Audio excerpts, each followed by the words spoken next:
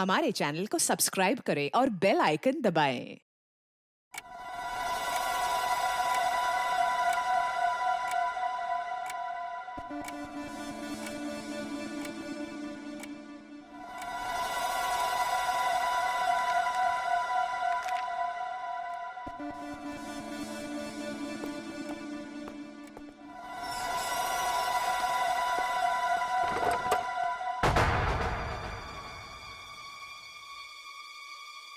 कौन है?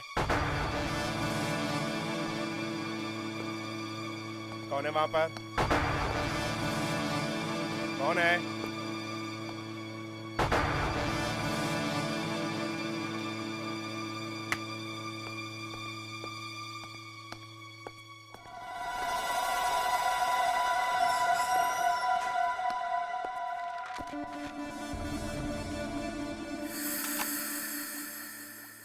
ये लेटर हमें रमन एंड सन्स के लेटर को रिप्लाई में भेजना है। इसमें उनसे कहना है कि आपके 10 करोड़ रुपए हमें अभी तक नहीं मिले।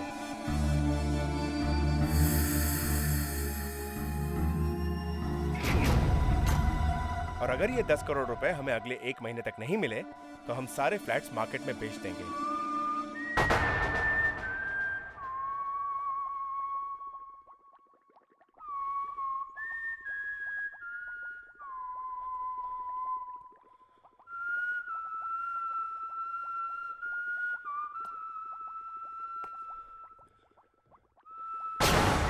तुम ये सीटी क्यों बजा रहे हो?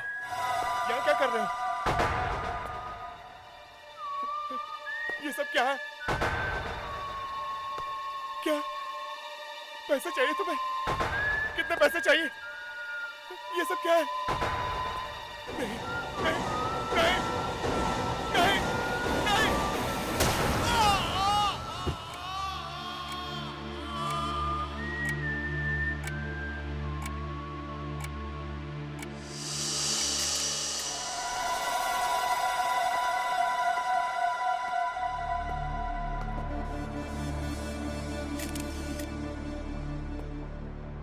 जिसने भी ये खून किया है उसने चाकू का एक ही जबरदस्त वार किया है, पूरा जोर लगा के। खूनी कोई प्रोफेशनल किलर लगता है बॉस। मगर राजेश रात को इतनी देर तक ऑफिस में क्या कर रहा था? सर वो काम कर रहे थे। इतनी देर तक काम कर रहे थे वो? जी सर, ये उनकी आदत थी सर। घर जाने से पहले वो अगले दिन के सारे लेटर्स को डिक्टाफोन में रिकॉर्ड कर लेते थे सर। और जब मैं आती थी तो डिक्टाफोन में रिकॉर्डेड सारे मैसेजेस, सारे लेटर्स को मैं लिख लेती थी सर, और उस हिसाब से उनकी अपॉइंटमेंट को फिक्स करती थी। डिक्टाफोन में रिकॉर्ड करते थे? जी सर। हो सकता है जब इनकी मौत हुई हो उस वक्त ये लेटर्स रिकॉर्ड कर रहे हो अपने डिक्टाफोन में, और अगर ऐसा हुआ है तो उस वक्त ये सारी आवाजें उस डिक्टाफोन में रिकॉर्डेड होनी चाहिए। लेकिन वो डिक्टाफोन है कहाँ? जरा देखो, यहाँ कोई डिक्टाफोन दिखता है क्या?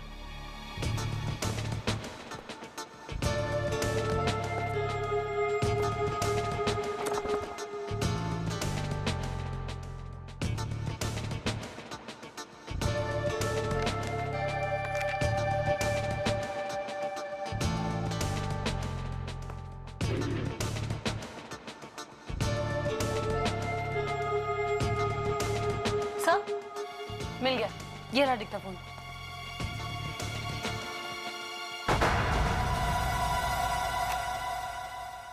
ये लेटर हमें रमन एंड सन्स के लेटर को रिप्लाई में भेजना है।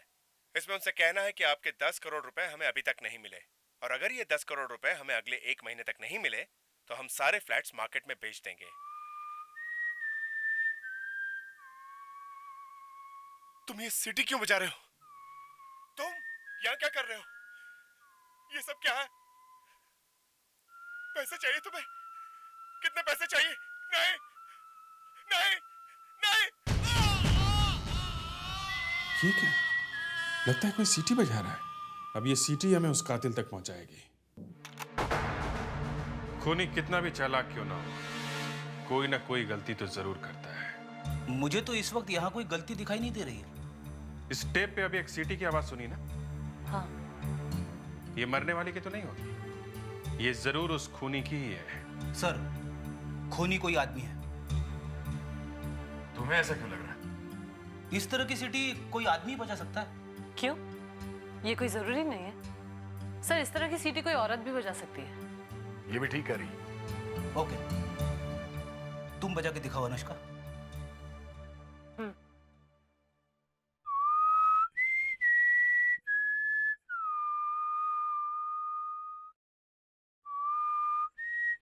अब भी कोई शक है? खूनी एक औरत भी हो सकती है, मगर बहुत जहां तक मैं जानता हूं ये ट्यून मैंने पहले कभी नहीं सुनी है। तुम तो ऐसा कह रहे हो जैसे तुम सारी ट्यून सुनते हो और जानते हो। सारी तो नहीं, मगर म्यूजिक के बारे में मैं अच्छी खासी जानकारी रखता हूँ। म्यूजिक सुनता हूँ मैं, किशोर दा, मुकेश जी, रफी साहब, मन्ना दा, और ये आजकल के रीमिक्स ये भी सुनता हूँ। मगर फिर भी तुम इतने 100% कॉन्फिडेंस से कैसे कह सकते हो कि ये ट्यून तुमने पहले कभी नहीं सुनी? मैंने ये कब कहा कि मैं 100% कॉन्फिडेंट हूँ? मगर अगर इस ट्यून पे कोई गाना बना है तो या तो एकदम नया है, मार्केट में नहीं आया है, या फिर ज्यादा पॉपुलर नहीं रहा होगा, यानी पब्लिक के नोटिस में नहीं आया। मतलब अगर इस ट्यून पे गाना बना भी है तो ज्यादा लोगों ने नहीं सुना है। हो सकता है। तब तो हमारा सस्पेक्ट या तो कोई म्यूजिक एक्सपर्ट है या फिर कोई ऐसा आदमी या औरत जो म्यूजिक कंपनी में काम करता या करती है। तो फिर हमें किसी ऐसे आदमी को कांटेक्ट करना पड़ेगा जो नए म्यूजिक पे अपनी राय देता हो। शुरुआत के लिए आइडिया अच्छा है।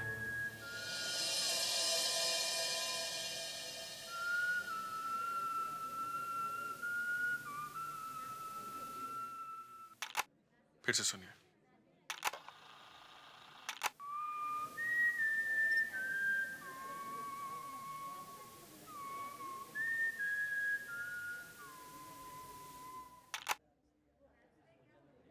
क्या लगता है आपको? एकदम नई ट्यून है, कुछ समझ में नहीं आ रहा सर। दरअसल प्रॉब्लम ये है कि आजकल हर रोज एक नई म्यूजिक कंपनी खड़ी हो जाती है, कहीं से एक नया म्यूजिक डायरेक्टर भी पकड़ के ले आती है। अब सर सबके बारे में पता रखना थोड़ा मुश्किल हो जाता।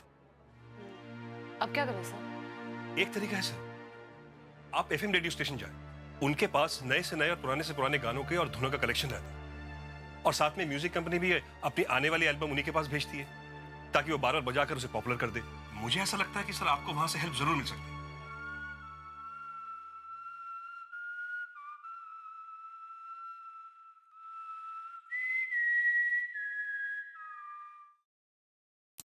दोस्तों, आपने जो धुन सुनी जरा याद कीजिए कब और कहां, किसी को गुनगुनाते हुए, या फिर ये उस किसी गीत की है जो आपके जहन में कुछ ठहर सा गया है। तो मुझे फोन कीजिए 29845694 और अब आपकी ये दोस्त रजनी आपको ले चलती है एक नए पायदान पर जहां एक और नया गीत आपका इंतजार कर रहा है। So stay tuned. अगर कुछ भी पता चलता है तो आप हमें फोन करिएगा। या डेफिनेटली।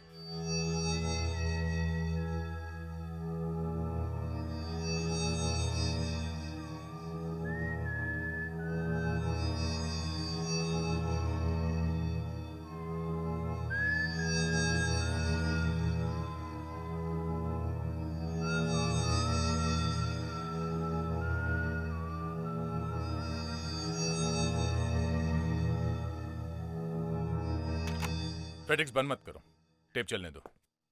पूरी रात चली है, शायद कोई साउंड हो।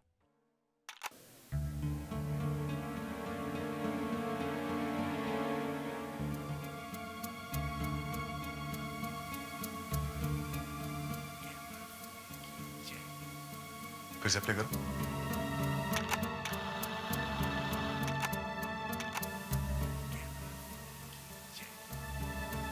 कोई बोल रहा है मगर समझ में नहीं आ रहा। पर मेरी समझ में आ रहा है कि मामला क्या है। फेडिक्स प्ले करो।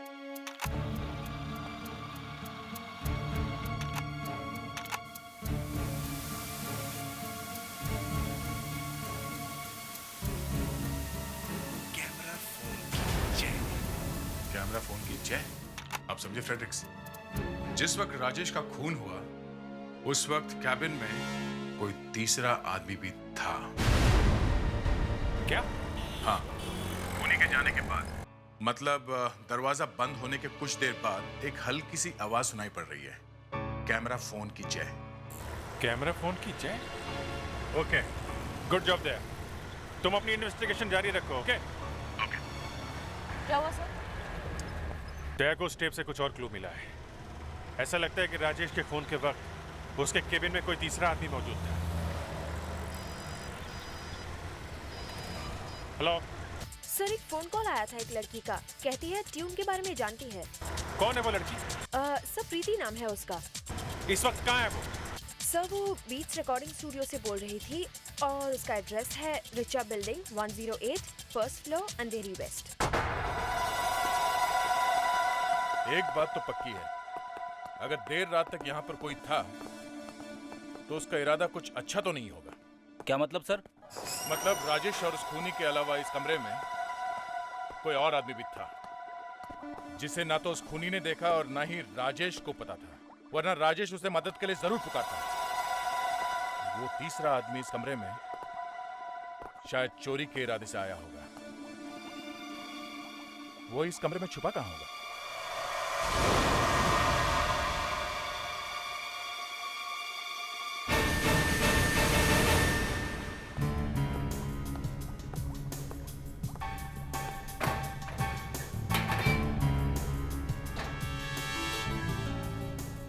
इस कमरे में यही एक जगह है जहां वो तीसरा आदमी छुप सकता था। फेड्रिक्स, सोचो कि राजेश वहां खड़ा है और तुम उसका खून करने वाले हो, तो कैसे करोगे? दिखाओ। खूनी जरूर दरवाजे से अंदर आया होगा। राजेश वहां खड़ा था। खूनी ने राजेश को ऐसे मार दिया।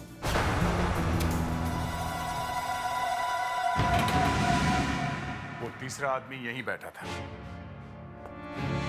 उसने जो फोटो खींची उससे वो खूनी को ब्लैकमेल करने वाला है, तभी तो वो हमारे पास नहीं है। अब सवाल ये उठता है कि वो यहां से गया कहां और हम उस तक पहुंचेंगे कैसे? फेड्रिक्स, इस ऑफिस की अच्छी तरह से तलाशी लेते हैं। चलो। Yes sir.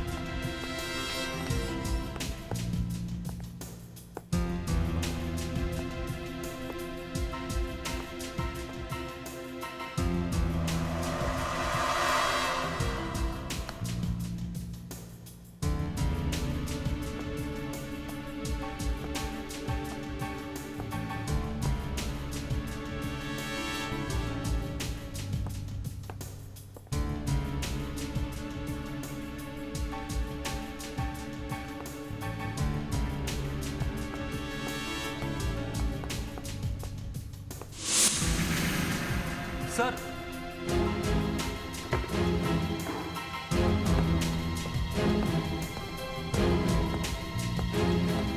हाँ बेटा, ये देखिए ग्लव्स।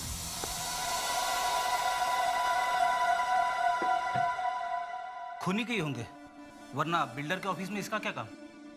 खूनी के होते तो इस पे खून के निशान लगे होते हैं। ये उस कैमरा फोन वाले के हो सकते हैं। एक्सक्यूज मी, ये मिस प्रीति कहाँ मिलेंगी? Room number 3। थैंक्स।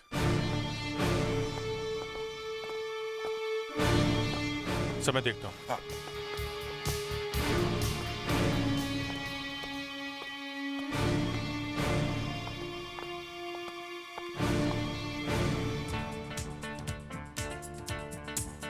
मिस प्रीति, यस मैं इंस्पेक्टर अभिजीत, सीआईडी से। आपने ही फोन किया था? जी। आप जरा आइए।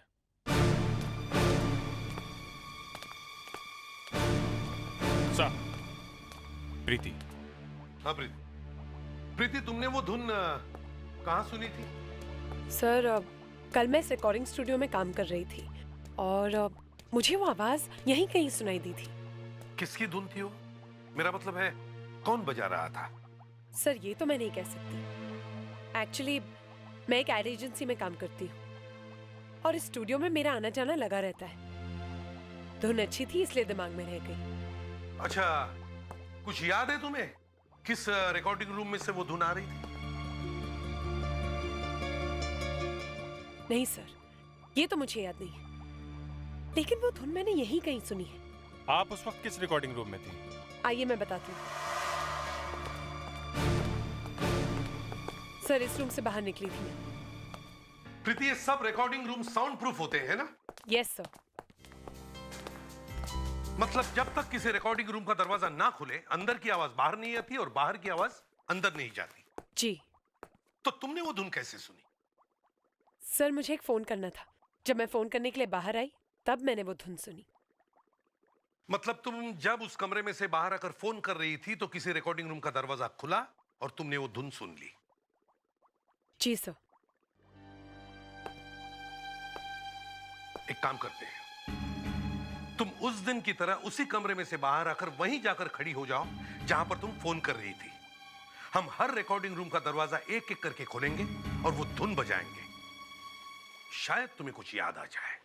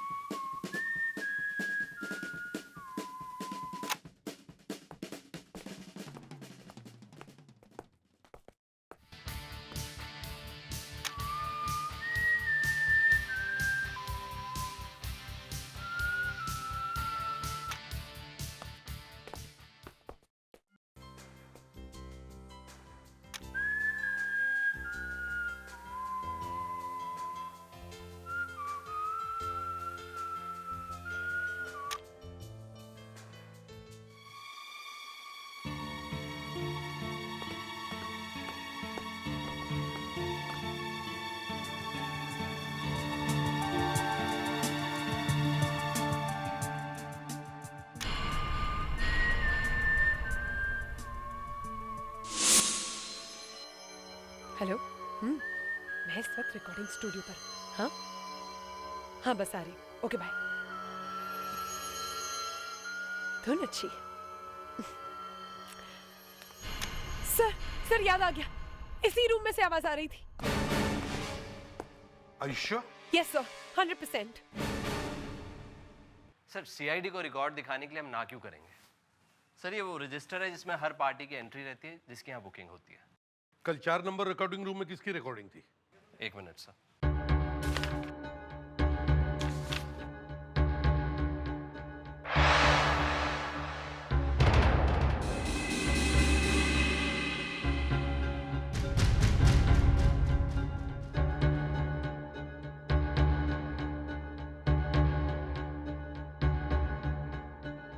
इस वक्त कहाँ होंगे वो?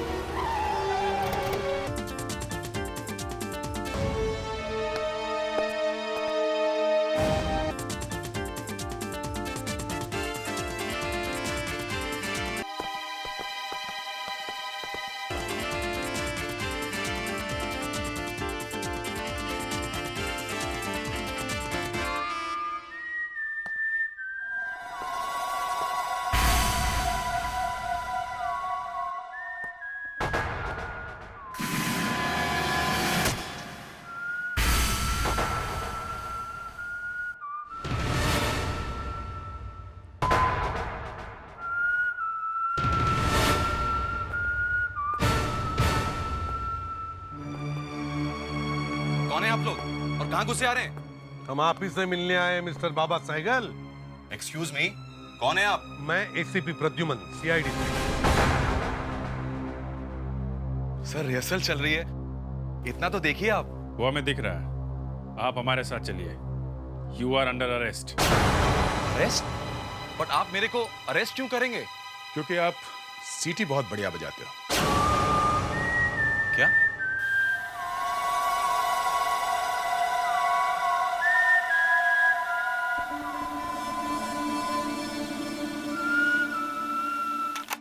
तो ये आप ही का नया गाना है ना? हाँ, लेकिन गाना आपको मिला कहां से? राजेश की लाश के पास से। ये ट्यून खूनी बजा रहा था। ये कैसे हो सकता है? सर, ये गाना तो मार्केट में रिलीज ही नहीं हुआ है। पब्लिक में किसी को पता ही नहीं है। और जब आपने मेरे को अरेस्ट किया तब मैं शो की रिहर्सल कर रहा था, वो भी इस धुन पर। यही तो हम जानना चाहते हैं मिस्टर बाबा सहगल कि अगर ये धुन सिर्फ आप ही को पता थी तो फिर खूनी ये धुन कैसे बजा रहा था? हा? सर, अगर आप ये मान रहे हैं कि मैं ये ट्यून जानता हूं इसलिए मैं खूनी हूं तो आप बिल्कुल गलत समझ रहे हैं। मेरे अलावा भी और लोग हैं जो इस धुन को जानते हैं। आपने अभी भी कहा कि आपके अलावा ये ट्यून कोई नहीं जानता। हाँ, कहा था, बिल्कुल कहा था। पब्लिक में किसी को नहीं पता है। जब एक गाना कंपोज होता है तो बहुत सारे लोग काम करते हैं। Composer, arranger, lyric writer, technicians, musicians, तब एक नया गाना बनता है। और आपके साथ कितने लोग काम करते हैं? तकरीबन 5 से 6 लोग। अच्छा, अभिजीत सर, इन सबको बुलाओ। डॉक्टर साहब, कुछ पता चला? पता करने की कोशिश कर रहा हूं। सर, जरा जल्दी कीजिए। आप स्पीड से काम करेंगे तो खूनी इंडिया छोड़कर दुबई में बैठा होगा। तुम डिपार्टमेंट में यह साबित करना चाहते हो ना कि केस सबसे पहले तुमने सॉल्व किया? आप जो भी समझे।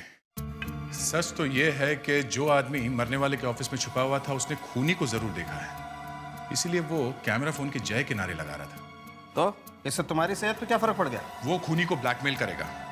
अगर हम इस आदमी के पास पहले नहीं पहुंचे तो वो खूनी से सौदा कर लेगा, और जो सबूत इस आदमी के पास है वो मिट जाएंगे। दया खूनी कैसा भी हो, कहीं भी हो, सालूखे के हाथ से नहीं बच सकता।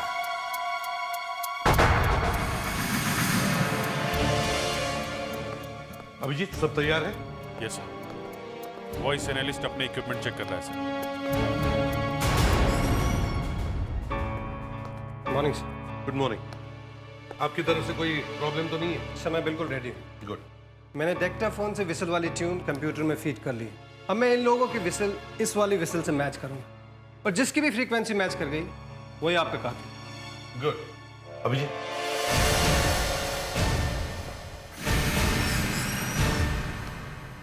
आप लोग एक एक करके वहां उस केबिन में जाएंगे और माइक के सामने सीटी बजाएंगे। देखते हैं किसकी सीटी उस सीटी से मैच करती है। आप आइए पहले।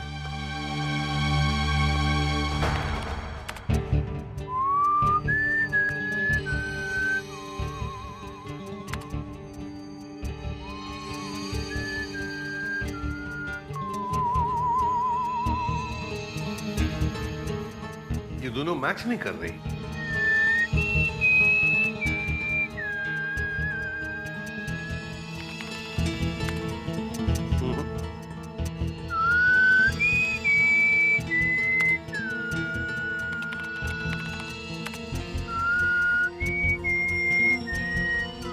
ये भी फ्रीक्वेंसीज मैच नहीं हो रही है।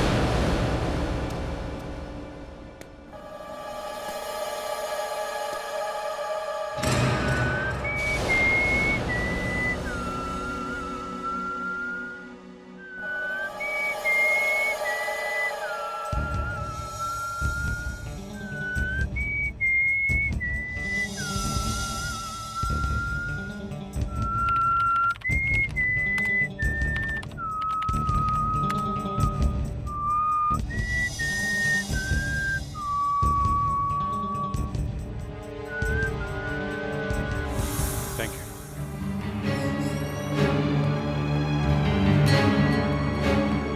एसीपी साहब, आपने मुझे और मेरे साथियों को गलती से शक के घेरे में लिया है। कहा था ना मैंने आपसे, हमारा कुछ लेना देना नहीं है इस मर्डर से। देखिए, अगर ये ट्यून आपकी ना होती तो हम आप पे शक भी ना करते। हाँ, और हम ये साबित करेंगे कि इस ट्यून का इस मर्डर के साथ कितना बड़ा ताल्लुक है, और वो खूनी भी कौन है।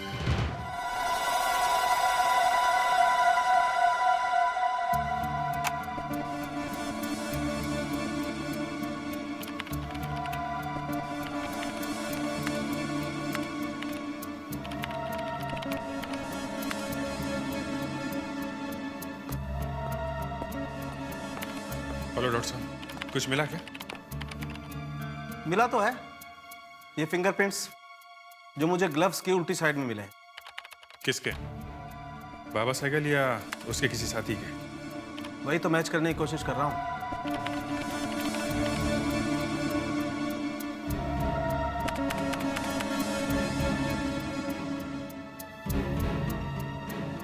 सॉरी बॉस, ये फिंगरप्रिंट्स तो किससे मैच नहीं करते। अब? लेकिन मायूस होने की जरूरत नहीं। मुझे ग्लव्स के अंदर कुछ छोटे छोटे महीन से टुकड़े मिले हैं। ये देखो, ये किस चीज के टुकड़े हैं ये किसी खाने की चीज के टुकड़े हैं। तब तो उस आदमी ने ग्लव्स पहनने से पहले कुछ खाया होगा। तुमने बिल्कुल ठीक कहा फ्रेडरिक्स, लेकिन ये खाने के पहले उसे मछली होना पड़ता।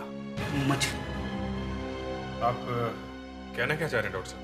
ये खाने के टुकड़े आदमियों के खाने के नहीं है, मछलियों के खाने के। वो ग्लव्स में कैसे आ गया? मतलब मर्डर देखने से पहले उस आदमी ने मछलियों को खाना खिलाया होगा। इसका मतलब उस आदमी का मछली या मछली के टैंक से कोई रिश्ता है। या तो वो आदमी मछलियां खरीदने बेचने का काम करता है, या फिर फिश टैंक बनाने और बेचने का। यह भी हो सकता है कि वो राजेश के ऑफिस में रखे हुए फिश टैंक को साफ करने का काम करता हो। उसके स्टाफ से पता करते हैं वो फिश टैंक कौन साफ करता है। Excuse me. यस, हम लोग सीआईडी से हैं। सीआईडी से? यहाँ क्यों? हमें पता करना है कि राजेश के ऑफिस में जो फिश टैंक है उसकी मेंटेनेंस के लिए आपके ऑफिस से कौन जाता है। आइए अभी बताता हूँ। राजू पकड़ो।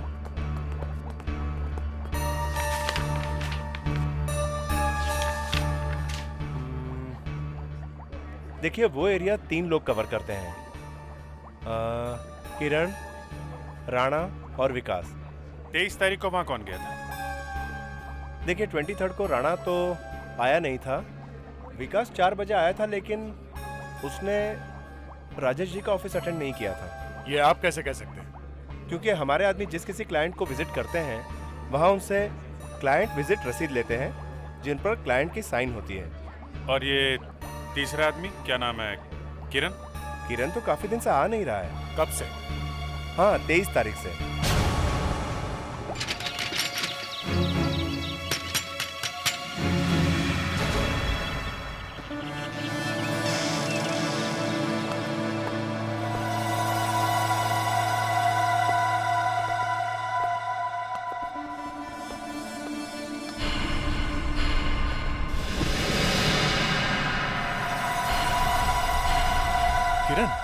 वही हुआ जो हम लोग सोच रहे थे। इसने खूनी को ब्लैकमेल करने की कोशिश की और ये मारा गया।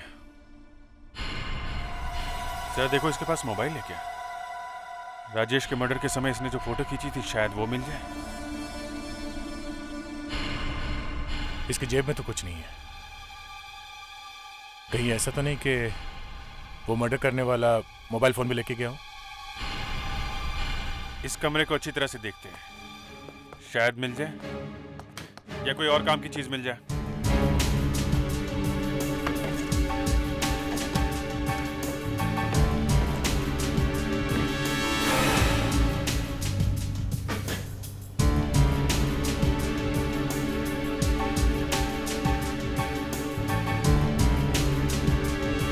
ये क्या है?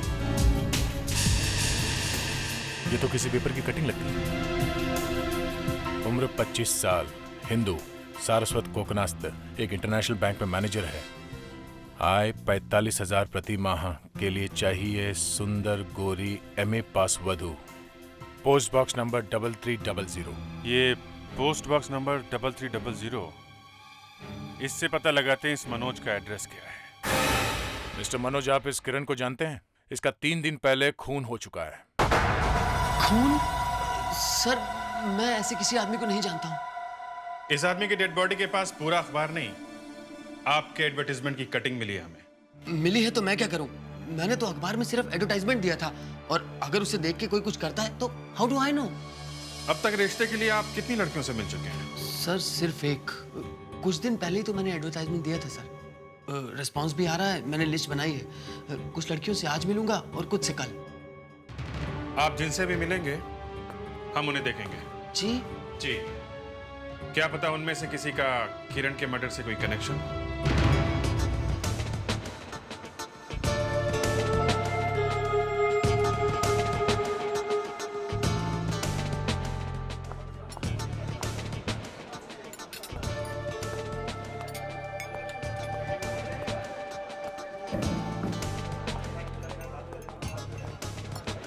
नमस्ते। नमस्ते जी, मैं ही मनोज हूँ और ये मेरे बड़े भाई। नमस्ते। नमस्ते। आप बैठिए बैठिए। आप पूछिए।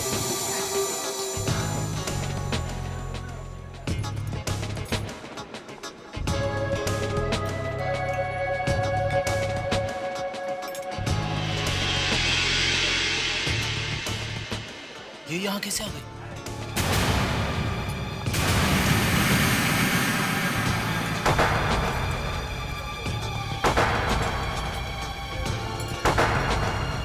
हाय। हाय मनोज। जी हाँ, मैं ही मनोज हूँ और ये मेरे बड़े बहुत बढ़िया खेल खेला था तुमने। खेल? कौन सा खेल? वही धुन, वो सीटी वाली धुन, बहुत बढ़िया धुन थी वो। जैसे ही तुम्हें पता चला कि तुम पकड़ी जाने वाली हो, तुमने हमें बुलाया और सीधे बाबा सैगल के पास भेज दिया। मैंने ऐसा कुछ नहीं किया सर। मैंने आप लोगों का अनाउंसमेंट रेडियो पर सुना तो मुझे लगा कि मुझे सीआईडी की मदद करनी चाहिए। अच्छा, तो तुम मनोज के साथ क्या कर रही थी? मनोज? उसने शादी की ऐड दी थी और मैं शादी करना चाहती हूँ। मगर तुम्हारी किस्मत ही खराब थी। वो शादी की ऐड हमें उस आदमी की लाश के पास मिली जिसका मर्डर तुमने किया था। ये आप किसके मर्डर की बात कर रहे हैं? उसी की जो तुम्हें ब्लैकमेल कर रहा था, क्योंकि उसने तुम्हें खून करते हुए देख लिया था। खून? मैंने किसी का खून नहीं किया। आप लोग मेरा यकीन क्यों नहीं करते? मैंने किसी का खून नहीं किया है। उस धुन के बारे में तुम्हें मालूम होना, वो शादी की ऐड किरण की लाश के पास मिलना और वो ऐड को देखकर मनोज के पास जाना, ये कोइंसिडेंस नहीं है, समझी? राजेश का खून तुमने ही किया है। कौन राजेश? वो बिल्डर? हाँ, उसको भी तुमने ही मारा है।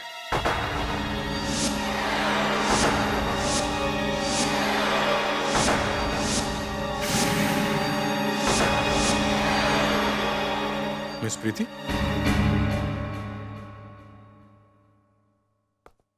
मिस प्रीति?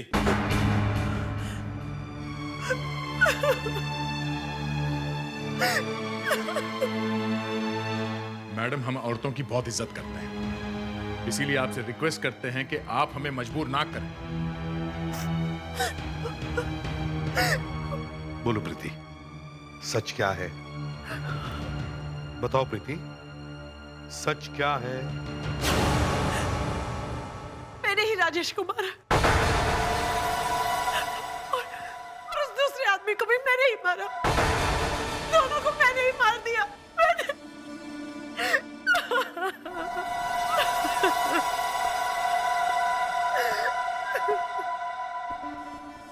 कैसे मारा?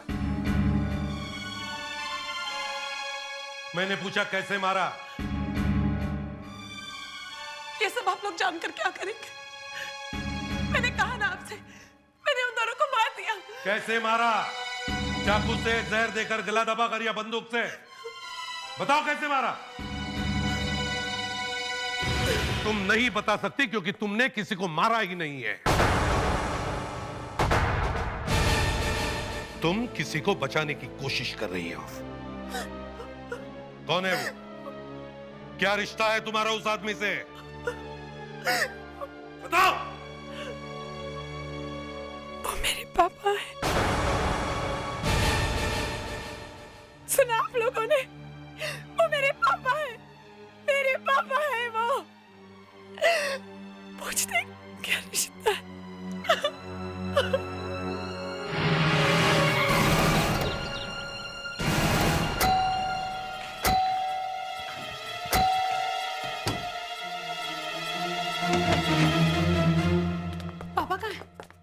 साहब तो घर पे नहीं है बेटी। घर पे नहीं है? नहीं sir.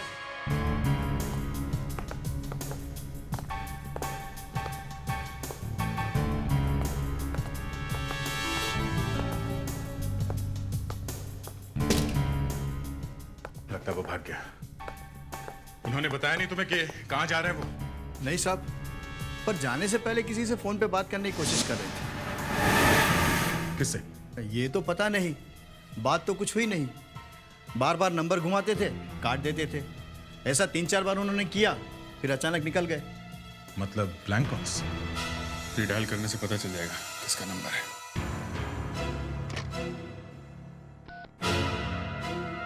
Hello, inspector Abhijit CID से। ये किसका नंबर है?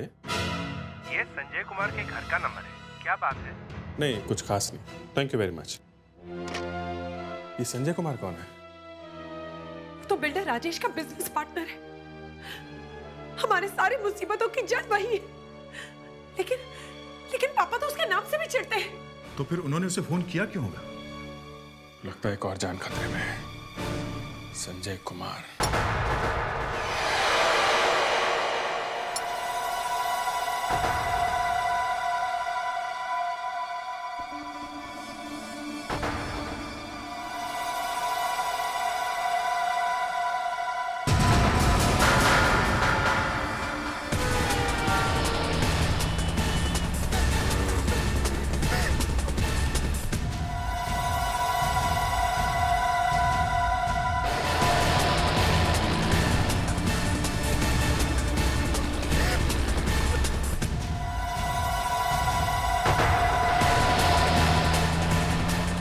क्या कर रहे हो आप? जिंदगी के सारे हिसाब पूरे कर रहे हैं।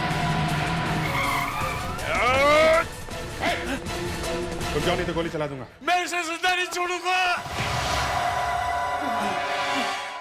चीटिंग के केस में तुम्हें भी अरेस्ट किया जाता है मिस्टर संजय।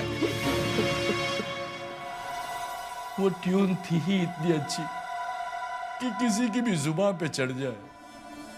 प्रीति से सुनी तो अनजाने में मैं भी गुनगुनाने लगा।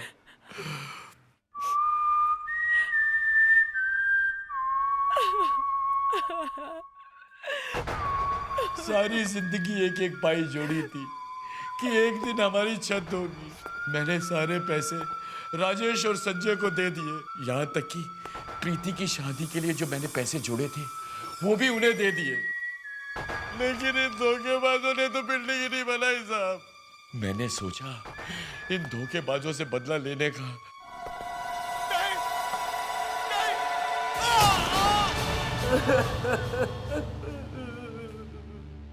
और किरण, उसे क्यों मारा? ब्लैकमेल कर रहा था। कह रहा था राजेश का खून करते हुए उसने मेरी फोटो खींची है। जब उसका फोन आया तो मैं अपनी बेटी प्रीति की शादी के लिए मेट्रोपोलिटन कॉलम काट रहा था।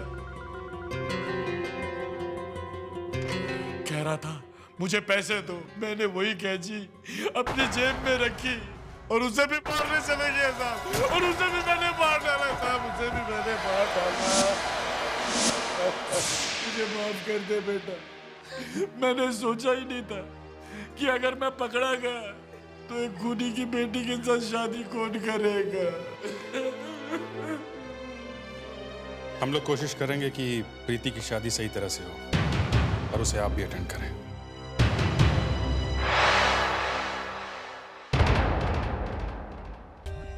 For more updates, subscribe to our channel, click the show links and enjoy watching the videos.